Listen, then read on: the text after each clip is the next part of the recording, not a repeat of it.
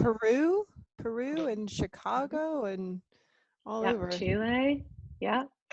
Wonderful. So today, of course, we're going to be talking about fine art shipping protocols and trends for the pandemic, and not just what's happening right now, but what's going to be happening going into the future, and how we sort of need to change our mindsets and as art institutions work with the shipping organizations to really get our art world back rolling. So we have two wonderful, wonderful guests with us today. We have Simon here in his library, and he is the president of Crozier Fine Arts. And then, of course, on the phone here, we have Fred, who is the group vice president of Crown Fine Art, and he is in the Netherlands. So a big welcome to both of you. Thank you for joining us. Thanks. It's a privilege to be with you all. Thank you. And then, of course, I am always hello@artecheck.com, aka Mackenzie. I am the head of digital marketing here at ArtEcheck. And then we also have our founder and CEO, Annika, joining us today. Hello. Okay, so I would love if just quickly first, Simon and Fred, you would tell us a little bit more about yourselves and your background. So Fred, would you like to go first? Yes, please. So first of all, thanks for inviting us. So, yeah, like you said, my name is Fred Wijgersen. A little bit of difficult last name, but please call me Fred. I am based in Amsterdam, in the Netherlands. I am more than 20 years in fine art logistics, and in my current role, I am responsible as a group vice president of Crown Fine Art.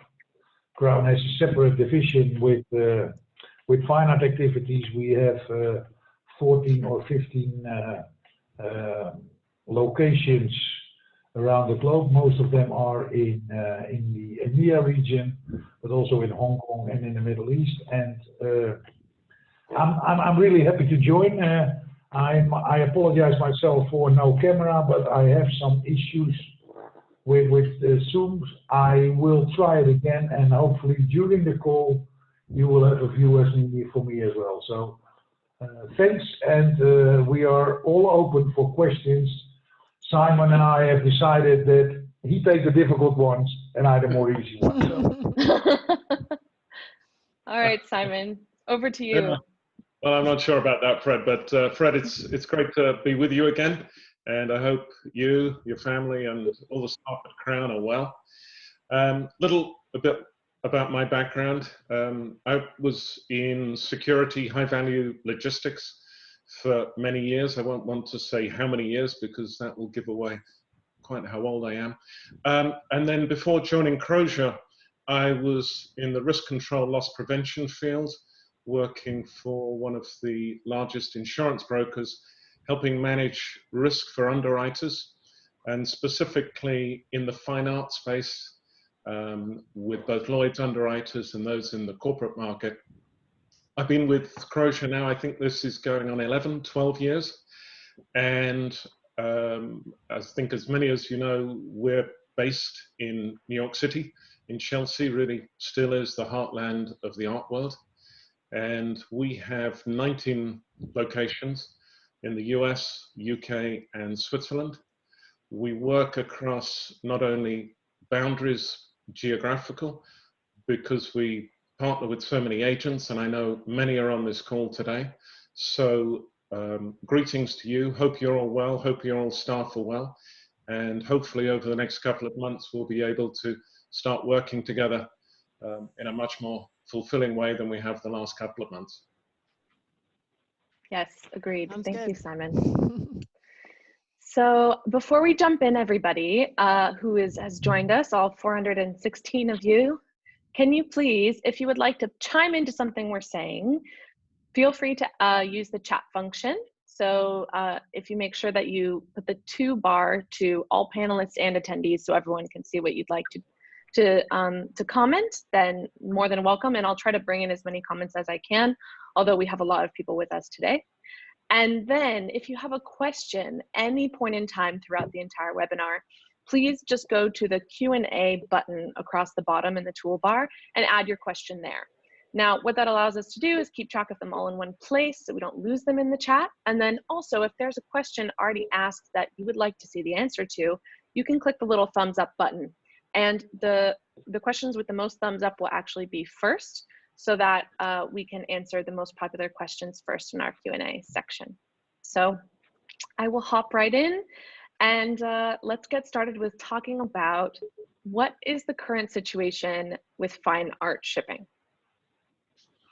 Shall I start off with a more of a US perspective? And then I think Fred can speak a little more about what's going on in some other parts of the world. So I think the big message from the US is that it is extremely fragmented. Our first priority is clearly the health and welfare of our staff, our clients, and those we work with in the industry. And I'm sure many of you have followed what's happened in the US and across the different states over the last couple of months. And the message has been somewhat confused. And I won't go into all the details as to why that may be, but we are subject to both city, even town regulations, city regulations and state regulations, in addition to federal guidelines. So for those of us that operate in more than one state, it's navigating across all of these different environments, trying to have a consistent message both for our staff and for our clients. But I think the commonality is that it's all about risk. In the art, storage and shipping industry, we are part of the risk transfer mechanism anyway. So it's really second nature to us to think about how we manage projects with the risk component. This is just more extreme. And I would say one of the biggest challenges is really the psychological aspect of dealing with the risk that you can't see.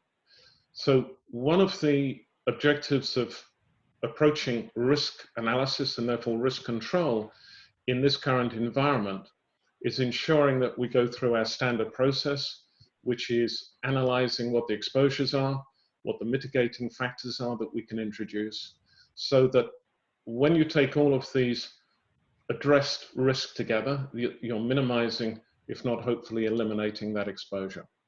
Now, in the US, that means we're having to do that in different environments. Florida is different to California, is different to New York, is different to Chicago. So that's really been our challenge.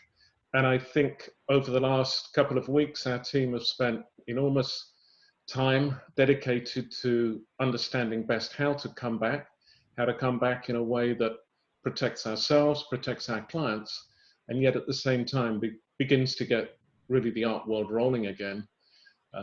So I think there's some challenges there. UK, similar problems, and I think that the UK now, certainly from the auction houses and the galleries, has a start date of June 1st. But I think yet again, from our colleagues in London, that is going to be quite piecemeal. Switzerland was a little more advanced. Museums were beginning to open from May the 11th. But yet again, I don't think it's possible to say that there's one size fits all. It's all very much on a localized basis. So it's keeping the ear of our customers, understanding the risk, and addressing those in a truly meaningful way to ensure that everybody is safe in this endeavor. Thank you, Simon. Fred, what about from your perspective, particularly the countries that you work or the regions you work most in? Yeah, I think I would like to start first what Simon started as well, because our priority is taking care of our own people, our employees, but our families and our clients. So that was the highest priority. On top of that is that, of course, we are based, or most of our offices are based in the Europe or EMEA region. So we have to deal with different kinds of governments, and so we saw also that there were some different lockdowns going on in Europe over the last couple of months. So some countries were completely closed. Of course, we had the topics in Spain and in Italy, but there were also some countries like the Netherlands, but also like Sweden. They call it an intelligence lockdown. So for us as an almost European country, it was really important to understand per country what was what is necessary, what are the needs, what are the requirements, and where we go. And I think, first of all, what I would like to say, what we saw after, let's say, the 15th of March, when it really hits into Europe, that within a week, I think 80% of the business was gone, because there were no movements anymore, museums were closed.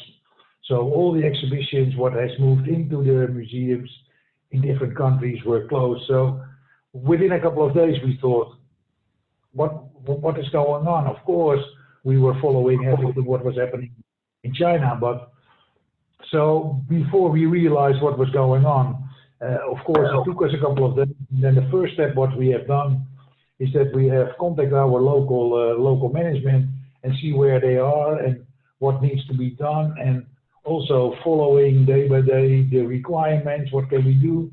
What can't? How can we survive? Because it has also an enormous financially impact on the organization. So step by step makes it for us a little bit difficult where we are. And then we saw, because we have to be really careful, and that was a challenge everywhere, that governments reopened something and then people were not following all the rules. So I think it's still a challenge. We are glad that a lot of countries in Europe going step by step into the right direction. Belgium has reopened the museums. The Netherlands is going to reopen. France is reopened, but it's an enormous step. But I would like to say as well, it is an enormous learning curve as well. We never had this kind of topics or issues what's going on. It was always or in the US there was something on, or in EMEA, or in APEC, and now the whole world was involved. So it was an enormous learning curve, and I'm really happy that step by step we will move into the new world. And of course there are many questions, what will be the new world, but at least we are moving forward, and that's already a big step. Yeah, I think that's a great point. Sorry, go ahead. Yeah, I was just going to pick up on something Fred said there, which I think is quite important for everybody to understand. If you think back to prior events that had a global impact, whether it was 9/11, whether it were the one that affected us, I recall quite well, is the volcanic explosions from Iceland. What was that, in 2010, 2011? These were immediate, and we had to respond instantaneously.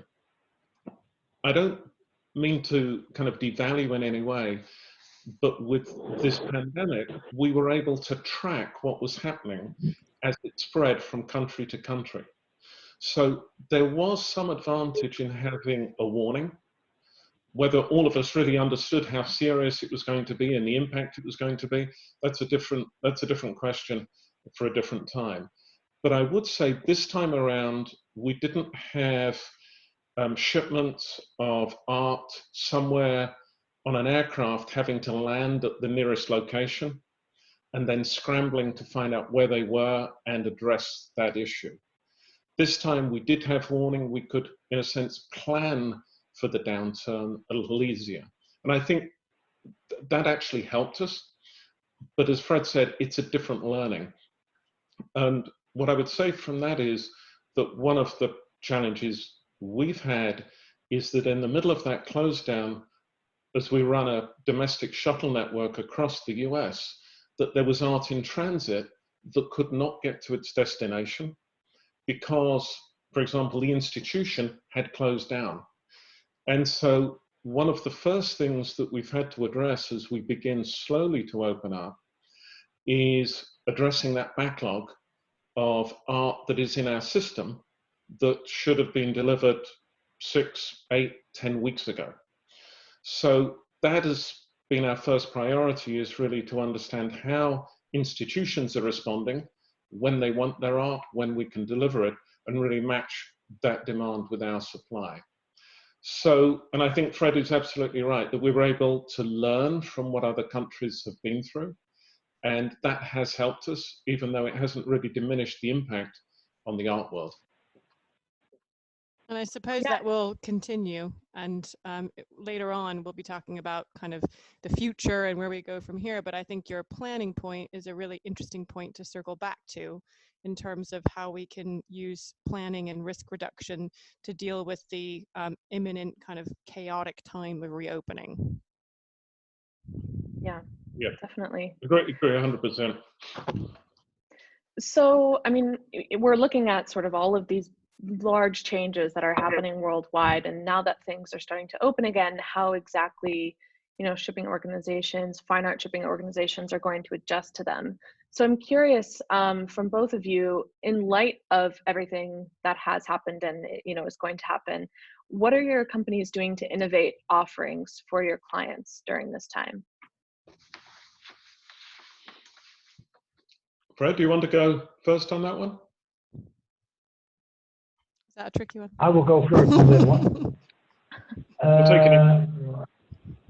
Of course, I think it's what you said, innovation is a really important thing now.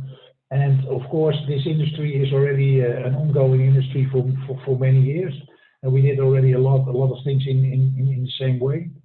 So the first innovation, what was for us as for Crown as a priority, is that how can we move art around the world as soon as possible, and that we keep all the requirements that we keep them in life. And of course, then we are talking about the social distance and all those kind of things. What is important? So what we have done internally is to focus on what is possible, what is allowed, and I think so. We have developed trucks where there is where we built in some screens that there is no contact between the drivers and the couriers. So all those kind of things, but also it will have an impact on. We are so, for the last couple of years, we know all this was the way it was working, and it was always happening. So the innovation, what has been done is much more. What can we do with to take all the things that what we have to do to stay safe and to stay healthy. And I think that's one of the most things. But what we have done is the innovation is that we can ensure clients that they can travel at least by truck until further notice, safe with their artworks. And then of course the next step is that we are in contact daily or almost weekly with all kind of airlines, what is necessary and what can be happening over there. So I think that's a really innovation point. And then on top of that is because there is communication with clients. How do you handle with paperwork? So there is a lot going on, and there are a lot of innovations ongoing. But of course, it seems that it changes day by day. So Simon, are you finding the same thing, that it's more ground transport right now? It is, and there are some different drivers in all of this. I mean, what's interesting from what Fred said about developing a dividing partition between crew members and couriers. It's interesting because our team in California, in LA, have been doing exactly the same prototyping. And we saw some photographs of how this looks now. And it's both a safety from COVID, but also a safety in terms of ensuring that the vision of the driver, the ability to reverse, do everything in a truck is as safe as it can be. So we followed a similar path in determining really what is the best environment within road transport that we can ensure the safety of both our staff and clients. The other areas that we have looked at during this downtime is really accelerating a few projects that were lurking in the background that we could probably never, on a day-to-day basis, really carve enough time for. And some of those have really brought some new insight into what our clients are looking for from us, and really seeing what the new world is for our clients. So we conducted a customer survey about, what was it, 3.5 weeks ago, and the results are all coming in now, being tabulated. I think it was about 400 of our clients, to really ask them questions about how they're thinking about the new world, how they're dealing with some of the new issues, both today and expected in the future. And that's given us a fantastic perspective on how both small and large galleries, museums, auction houses are really addressing in real time what the new challenges are. So that's helped us really understand what a new panorama may be as we begin to come out of this slowly. And as a result of that, we've really focused some efforts more on some of the digital offerings that we have, because I think, and having had the opportunity to watch a number of other webinars, I think one of the constants is that for galleries and museums and auction houses as well to engage with their customer base and continue with their mission, there's been a new way of communicating with content and with some transparency that probably hasn't been there in quite the same way before. And I think there's an element of that that just won't disappear in the future. So when we think about our digital offerings, that's being more digitally enabled for our clients to kind of order services online, look at inventory, create virtual environments to look at art. That has kind of accelerated all of our thinking on that. So, in what has been a pretty challenging time, looking for the upsides, I would say that we've managed to progress quite a few projects along that path. I think the other... Sorry. No, I was just going to say very quickly, Annika, one of the things coming out of it is that we think, certainly for museums, there may be a lot of cost constraints coming when they begin to open up. A lot of museums certainly haven't had the revenue streams that they would typically experience, both from attendance and also from some of the sponsorship of shows. And we think that's going to challenge some of the old ways of working, whether it's reusable crates, whether it's consolidating shipments in another way, whether it's using more of a permanent collection rather than borrowing. I think all of this is going to give us a new profile of how some institutions, if not most, look at their engagement. Yeah, I think that's absolutely true. And we've also been hearing and thinking about some of the same themes that you're talking about. And even just earlier today, I was speaking with a journalist from ArtNet who said, the art world has, e-commerce for the art world has advanced 5 years in 3 months, which is, an interesting thing that, you're right, won't go away, and is an investment that, at least, although there's a lot of tragic negative sides to what's going on, we can at least take that away, that some of the investment that we're making in these digital processes and initiatives are going to be, the benefit will be, long lasting. And that's at least something positive that we can all take from this. And one of the things that we've also really thought would be a good priority from all the different things that we've been hearing is something that we'll be talking about later, which is the virtual courier tool. And this is based on feedback that we've also had from webinars where people have expressed a concern about couriers traveling. You mentioned the divide, and that's one solution certainly, but there's also a concern about air freight, so not air freight, but passenger costs, which I guess are maybe in line with air freight costs going up. And so this is an area that we're looking at, but we'll talk about that a little later on.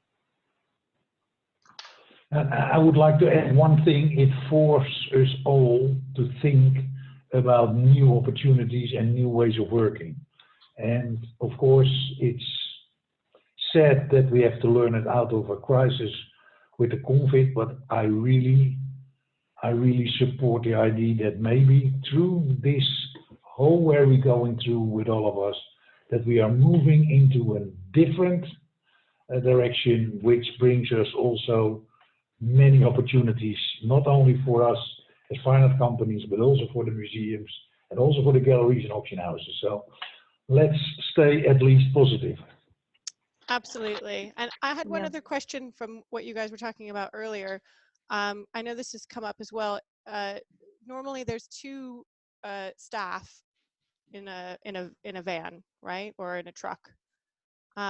So how do you deal with the social distancing there? Do you have a car following on, or is there any other solution?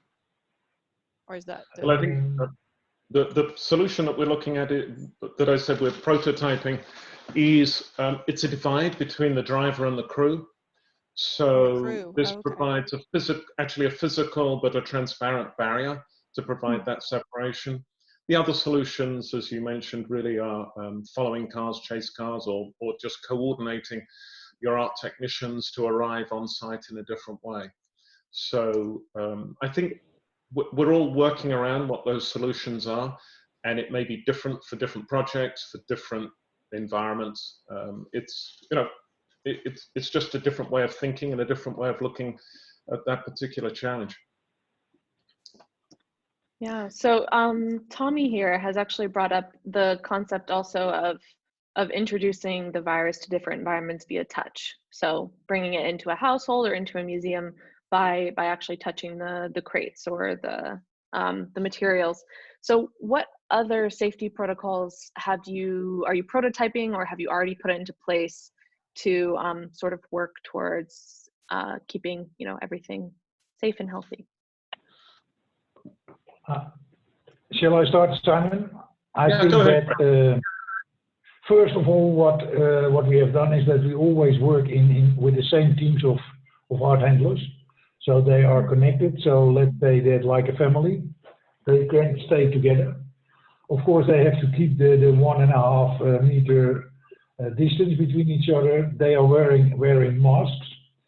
So what we have decided as Scrum teams, that if you enter a museum, then of course they have the right as well to ask people, and if it is a museum or an auction house or a private collector, if they are healthy, and our people are wearing masks, and of course they can ask if the client wants to wear mask as well. But at least we think until the 1st of June that we have to wear those things. They have to clean they have to wash their hands. They have all kinds of stuff with them. But I think the most important thing is that those teams are always the same teams together. They have taken all the protection what is possible, and what is important that they are communicating with the client, what the client can expect from us and what we expect from the client. Fred, I think it's really interesting that you say that. Yeah, I mean, I think that the observation I would make is agree with you 100% on what you've said. And I think that if we can break it down into different environments within the logistics chain, it may be easier to understand. So first of all, if you think about our art storage facilities, that is an area that effectively we can control. We can control what goes on in that environment. So we can make the rules, we can engage with our clients, we can have a discourse which ensures that we and those visiting us to either look at, inspect, or act with their artwork have exactly the same understanding of how the risk is being addressed. So that's hand washing on arrival. In London, for example, we actually provide PPE for our primary client. There's social distancing, there are signs everywhere, there are sanitizer stations throughout the art storage facility. So that's an environment that we can control, and in effect we can regulate what goes on. So it's high cleaning, cleaning on all the touch points, and the use of gloves, masks, and then basically the hygiene factors. Outside of that environment where we can control less, it's much more about communication, as Fred so rightly said. So it's really understanding from our clients what their expectations are of us, and us communicating what our expectations are of them. And I think in the New York market, I mean, I really do take my hat off to our peers in the market where the leading companies have come together under an art services worker safety coalition. And this has been going only a few weeks, but I think it's extraordinary how there's been a meeting of minds on safety of all of our staff. And I think the first meeting, I didn't attend it, but I heard from several of my colleagues, there were leading museums from New York, some of the leading commercial galleries and art handling and shipping companies. And effectively, the shipping companies were saying, when we arrive at your location, this is what we expect from you. And the museums and the galleries were saying, when you, the shippers, arrive at our locations, this is what we expect of you. So ultimately, there was a meeting of minds. So I think in that environment, it is relatively easy to agree what the minimum standards are, what the protocols are, and then it's training and reinforcing on a daily basis. So I think that has been really positive. But I think just speaking to the specific question about crates, I mean, the good thing is in the art world, our art technicians are wearing gloves most of the time. So that reduces that exposure to start with. Secondly, wiping down of crates is the easiest way to actually provide another risk element by addressing the potential transfer. But our understanding is that really the risk of transfer by crates is relatively low. So I think together, you know, what Fred explained and what I've just run through should give museums, galleries, auction houses, collectors, confidence that the professional companies are really taking this seriously, that we had rigid protocols in place, and that we're all publicizing this. So I think if you check our websites, Crozier, we put up something that informs everybody at for all of our locations exactly what the activity is, and we're totally transparent in what our expectations are, not only of ourselves, but also of those that we work with either on a partnership basis or our clients. So I think this level of transparency is really important, because then if there are no surprises, that's part of the risk control environment. I think that's all really interesting, good information. I just want to mention a good piece of information in this comment from Jonathan Schwartz. Hello, Jonathan, which is that the half-life on wood is 24 hours roughly or less.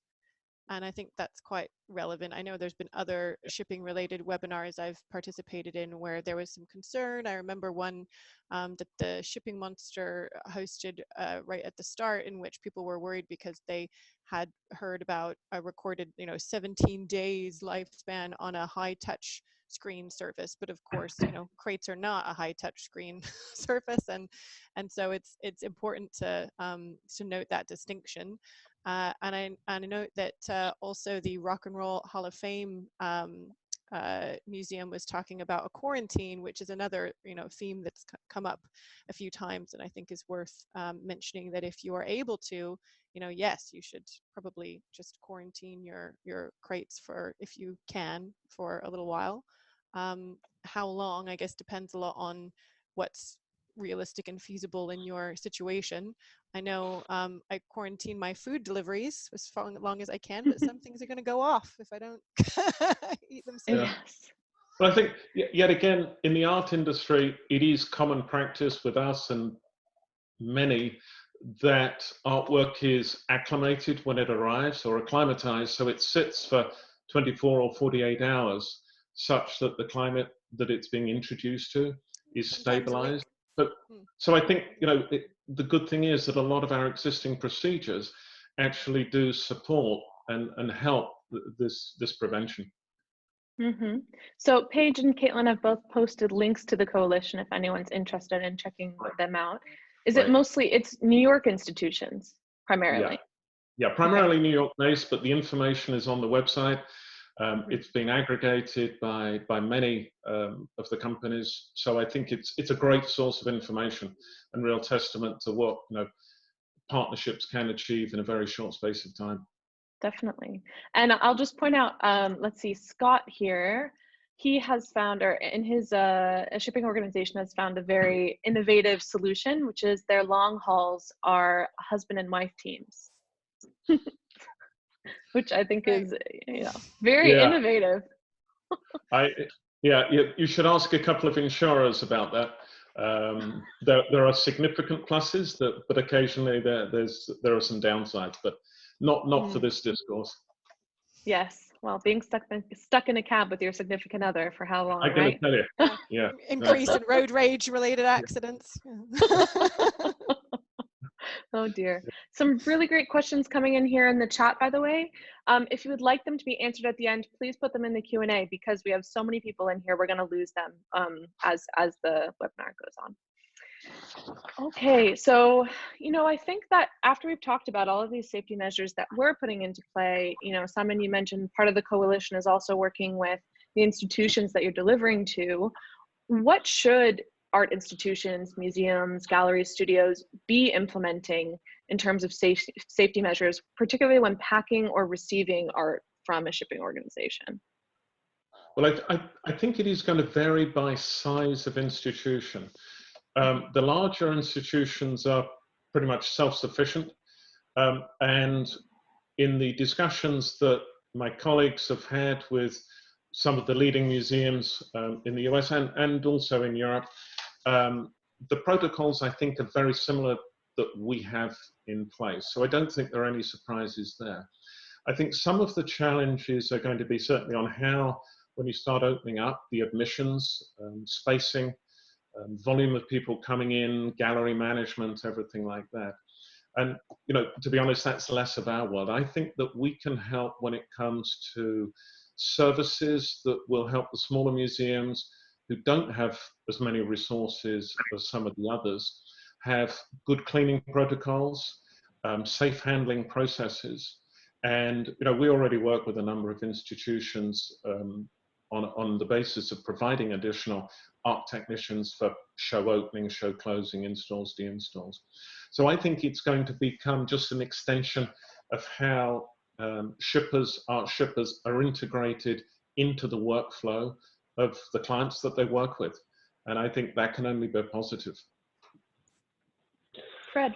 I think that's a good point, Simon, because especially also in museums, but I see it everywhere, that also it's not that only the public is back coming in, but also they have to organize their own office space, how to keep the social distance and all those kind of things.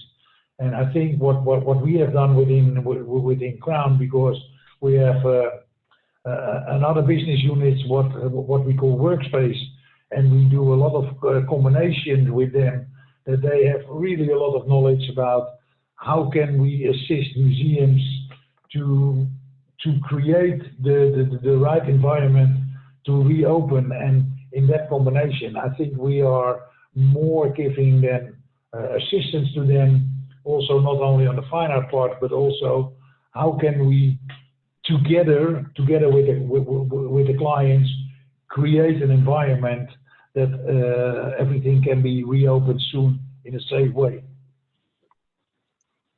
Definitely. So we have about 15 minutes left. So I think I'll come to our last question, which is quite a big one. So we'll hopefully get into this, and then we'll answer some questions from our attendees. So what other aspects of fine art shipping do you expect to be affected for the months or potentially even years to come? So anything from airfare, returning to work, couriers, digital?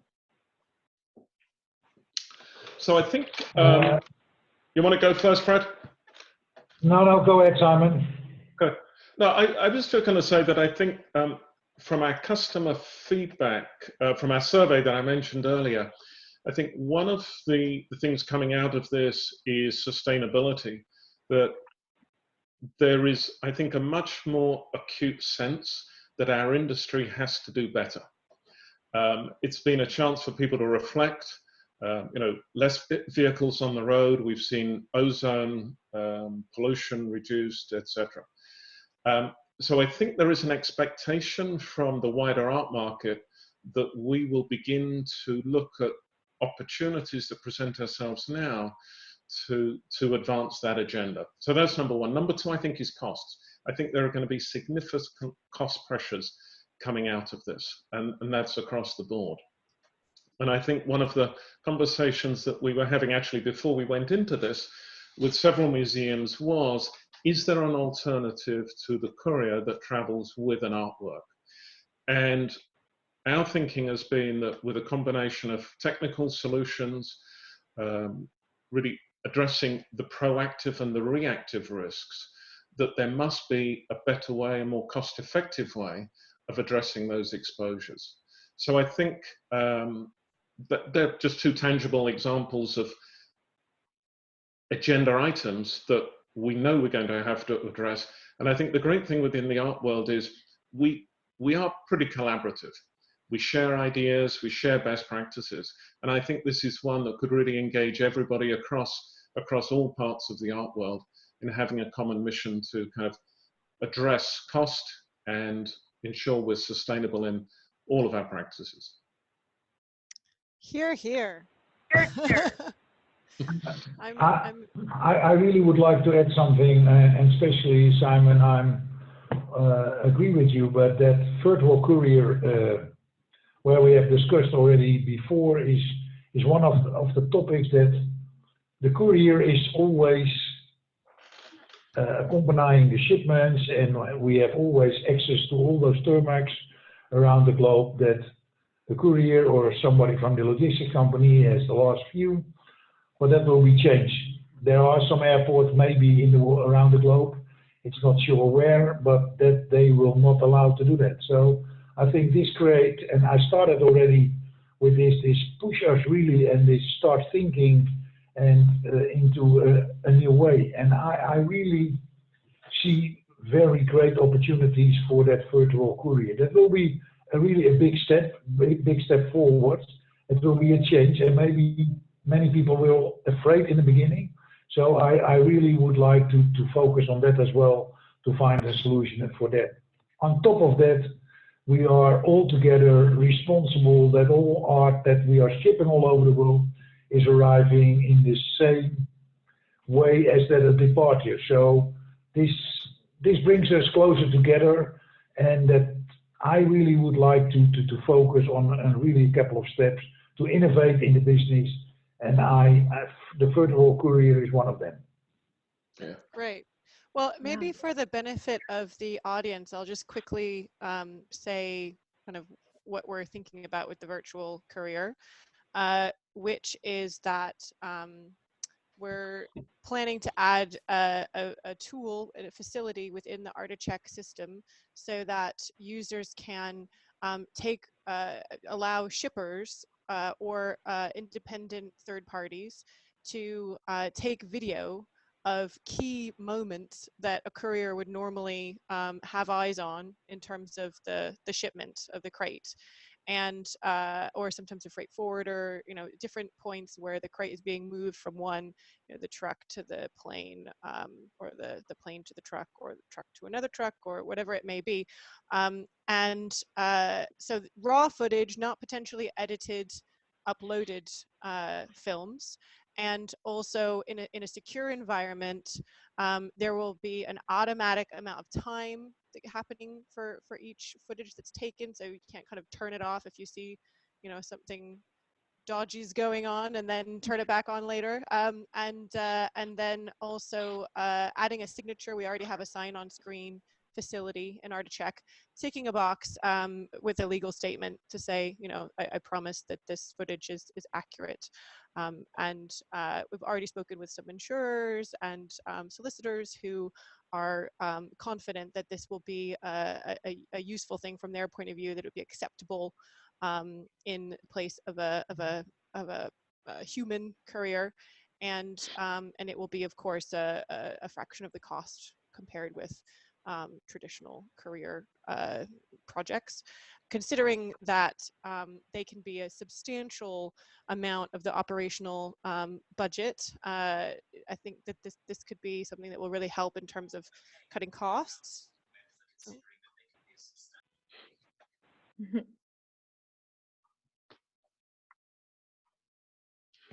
So I think, I mean, if I can just comment on that, a couple of things. I think the whole courier thing is going to be a combination of technical tools, an understanding of how projects are processed. And I think in the US and elsewhere, one of the audiences is going to be the national indemnity schemes that exist, which really allow a lot of institutions to have exhibitions that otherwise wouldn't take place if there was the cost of insurance. So simply from, I think, how we think about it is that this has to be a coalition, a coalition of the willing across all of the constituencies to look at both the proactive risk mitigation that a courier is responsible for, as well as to the reactive part of it, that is kind of stepping in if something bad is happening to a shipment. So I think it's an element of all of these tools together with a common understanding of really how to approach this across an industry that would really move this forward. So I think, Annika, what you describe is a great contributor towards that discussion. And I think that, the more of us across both shipping, museums, galleries, lenders, private collectors, etc., plus the insurance industry, if we're all committed to it, then I think that's how it's going to come together. Absolutely. And to that point, we would really like to invite everyone here, as well as everyone out there in the wide world, to join us for next week's webinar, which will be dedicated and focused to an interactive discussion on this virtual courier tool and how it can be developed and how it can work for the industry, because of course we don't want to develop it in isolation. We really want to have some insights from different key stakeholders and experts, and we're really glad to have you as well as Fred join us in that discussion next week, and are really glad to hear how interested you are in being kind of thought leaders and how this thing evolves. So there are so many people commenting on this, which I think is fantastic. It obviously is something that's really important to a lot of you. So I'm actually just going to post here in the chat. If you'd like to sign up, this is the only link that exists right now. Only people in this webinar have access to it. I'll also be posting it out next week and in the recording tomorrow if you would like to join with us next week. So just to address a couple questions that people have come up with. The first is, would the service cost the same as a physical courier? No, fraction of it. So we're looking at what that fraction would be, but part of this is also aiming to make this something that's affordable to perhaps organizations that haven't been able to afford couriers in the past. So it's also making this type of service more accessible. And then Jonathan, you have some wonderful ideas about making coalition of different organizations, talking with airline cargo terminals. So definitely join us next week, please. I want to hear more from you. And then a number of others as well. So we have Juan, we have Dale. You're all bringing up some really, really great concepts that I would love to, be a part of the discussion next week.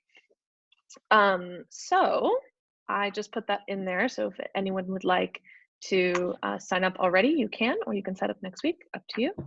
And what do you think? Shall we move on to some questions from the audience? Great.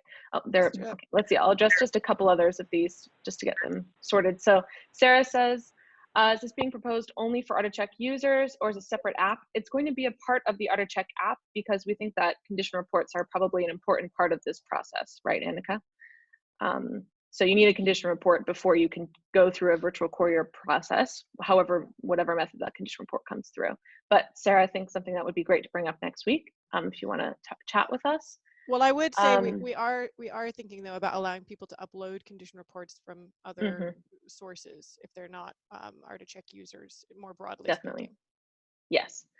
And then I think Brian, when do you anticipate the virtual courier being an option? This is something to book through ArtEcheck through shipping company. Yeah. So great questions. A lot of this we're figuring out now, and it's going to depend on what you guys need. But as soon as possible would be the answer. As soon as we can. Yeah, we're hoping to launch something over the summer. Yes, exactly. Okay, so let's jump in here. The first question that we have at the top of the list, 35 people would like to know. Can someone get into specifics regarding which airports are moving cargo smoothly, expected timelines for getting crates through screening? Oh, wow, this is many questions in one, Adam, so I appreciate. So I don't know if we can get into which airports are moving cargo smoothly, but perhaps we can talk about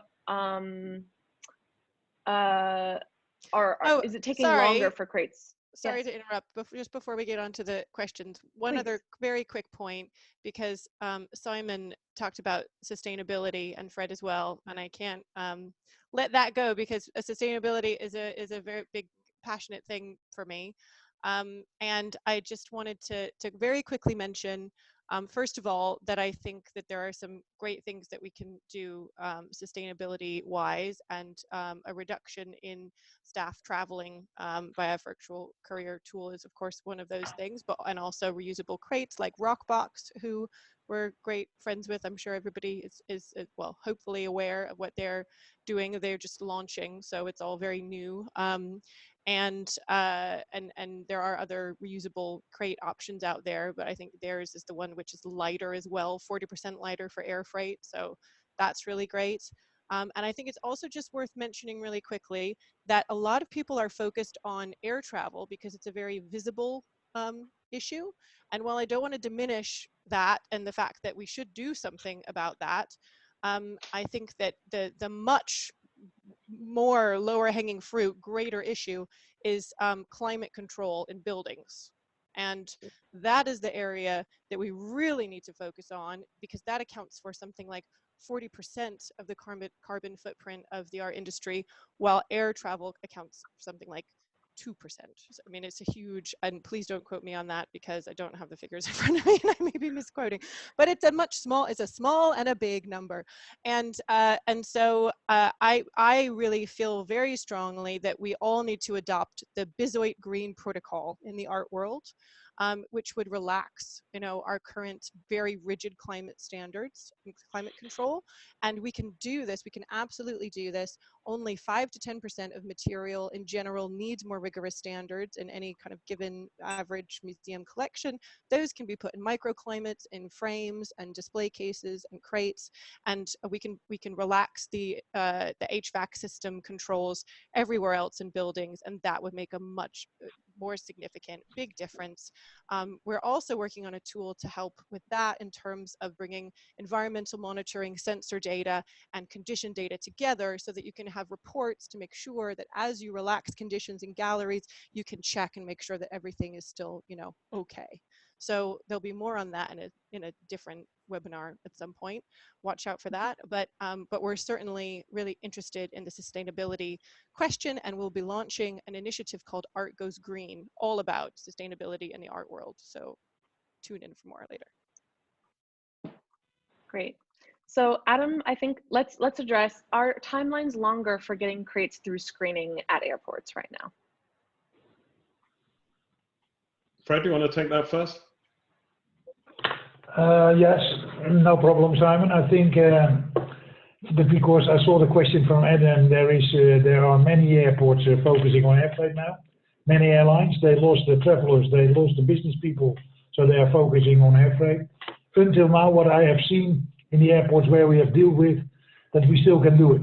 But of course, there are many restrictions, and I see in Europe, and at least in the continent in Europe, still that if they have access, that's currently a little bit an issue, but over the last couple of months, of course, we didn't saw really movements with courier, so we had some shipments without.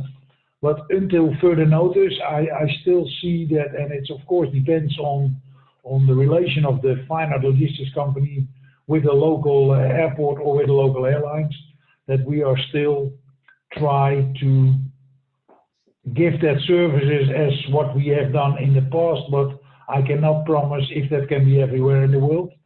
So I think stay in contact, be in contact with your local agent, and they have the latest information about the local airports. Yeah, I mean, I think the only thing that I would add, it's all very localized. There are certain airports that are running with kind of what I would say regular level of service, others less so. And of course, it's capacity. It's actually getting capacity on some of the routes that is the other challenge at the moment. So it changes, if not daily, it's changing weekly. But I think as we begin to open up, UK, across Europe, US, it's going to become easier to give those forecasts and to manage those timelines for our clients in a much easier way. Great.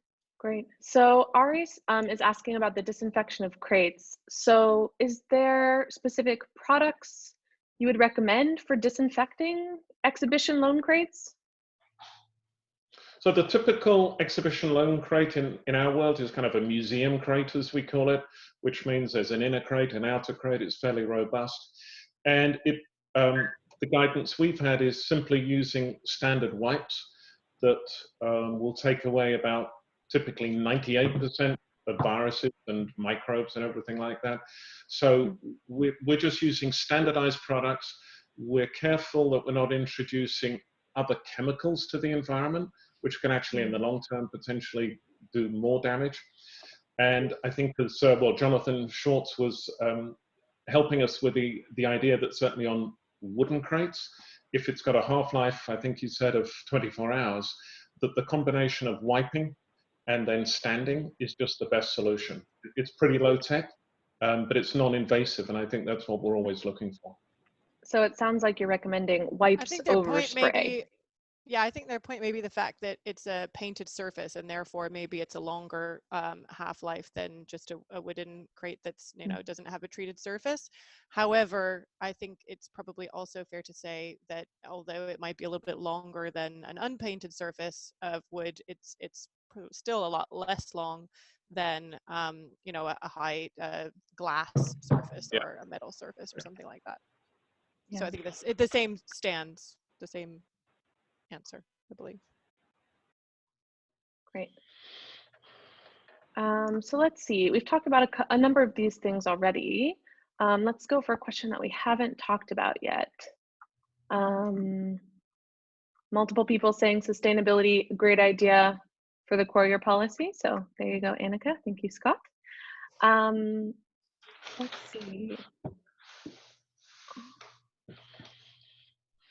Okay, with the increase in layers of things to attend to, additional communication, cleaning, PPE, social distancing, can you comment on how the necessary safety protocols might affect scheduling, the time it takes to do a project, and ultimately the cost?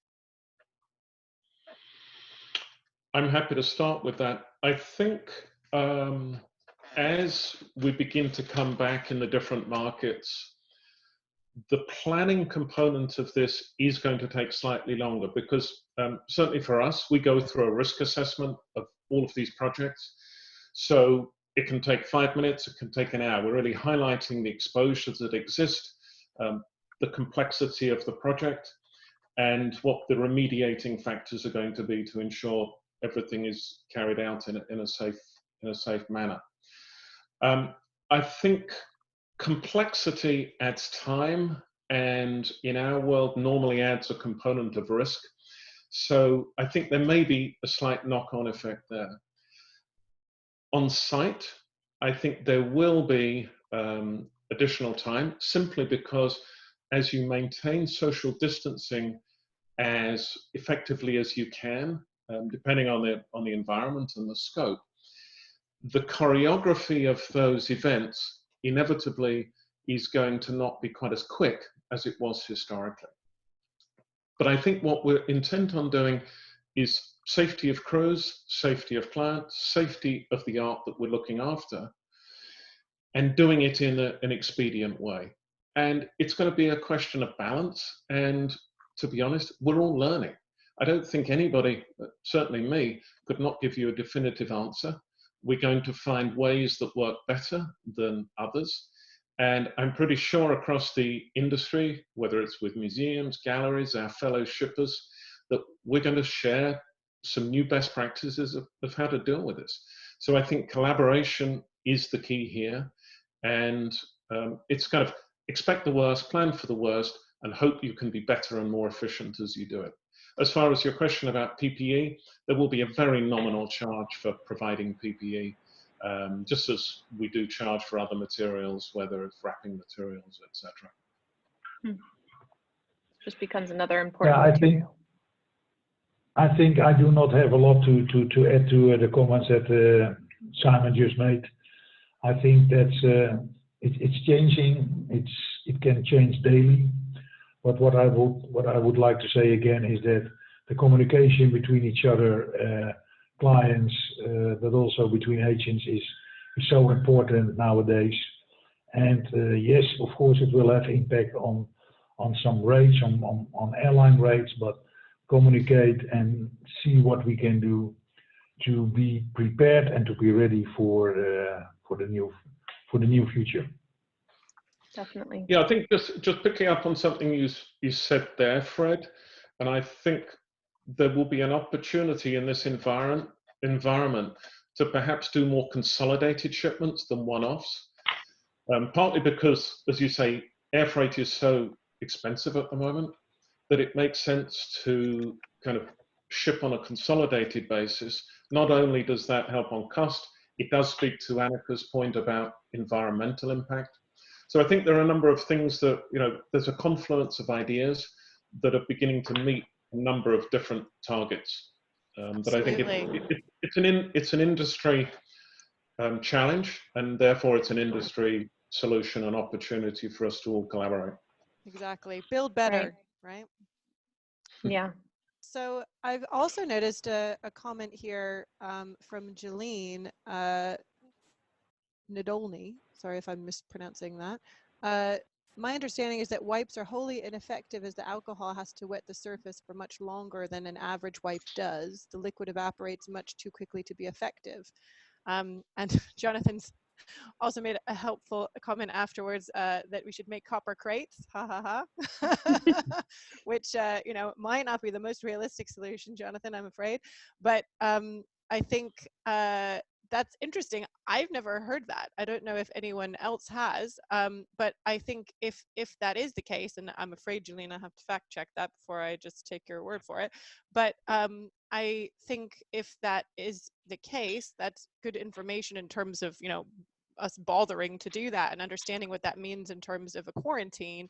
I think if that is true, then that would mean that the quarantine is kind of the solution. And I would be curious to know, I don't know if I guess we don't have time for a poll anymore. I didn't see the time, but I would be curious to know, maybe in next week's call, if everybody comes back, about whether or not people are able to do this quarantine thing. Is this something that will need to be provided as a service by shippers in terms of them having some kind of quarantine service, or in offsite storage? Is that something that most institutions do have themselves? How common, what kind of percentage, how common is it that people don't have some place where they can quarantine things? In these times, of course, where museums are closed, I mean, you could stick something in a gallery, presumably, but how will that shape things in times to come? I think will be an interesting question to look at. I guess if you're purely relying on quarantine, another question that we'll all have to think about is how long is long enough, in that case. And I guess it would be interesting for us as an industry to look at if wood has a 24-hour half-life, the museum crate question, how much does that painted wood or treated wood increase that half-life, would be probably a next step for us all to think about. As I said earlier, we're all learning, and it's it is a challenge. And I think, yet again, it's another element of industry best practices. So, I think it's just important, and I just saw a message clip up, not to spray any artwork directly. That goes back to don't let your better half use pledge and a feather duster to clean your new masterpiece. So, I think, all of these common practices. Stating the obvious on that. That's a really, really good point. And actually, as a conservator, the whole disinfectant near the art, even, obviously everybody here we're all professionals and we're being really careful, but I don't like the idea of it anywhere near it, even on a secondary support, because the particles and the humidity increases, and then things are packaged often in if especially it's plastic wrapping, then that often traps humidity changes and chemical and off-gassing, and it's a whole thing that as a conservator, I'd much rather just see quarantine, personally. But I know that might not be. Yeah. I don't know how realistic that is. Well, I think something else that we've discussed, right, around virtual courier and quarantine times and everything is, yes, the outside crate has been touched recently, right? But if you think about, especially if something is sent by ground transport or sent by, across the ocean, then it's very likely that the materials inside, including the packing materials, have not been touched for weeks. So one thing to consider. Good point. Yeah, we always think about that when some things arrive from Amazon that we're really itching to get our hands on. We're like, well, it's probably packaged a week ago. Okay. Yeah. So, I mean, I think earlier there was some really good comments about dates, putting dates on objects saying when they were packed. So then you can actually decide, okay, well, do I open the outside with glove and mask on? And then once I get inside, is it safe for me to work with the object? That's a fantastic idea. Yeah, it's a great idea. So we are, let's see, over time. Shall we take another question or two? Are you okay, Simon and Fred, to stay on? Yeah, no, okay. Good for a few more minutes. I know Fred's waiting for his cold beer. Yeah, well, we have 26 more questions, so we're not going to get to all of them. We'll go for maybe a round two.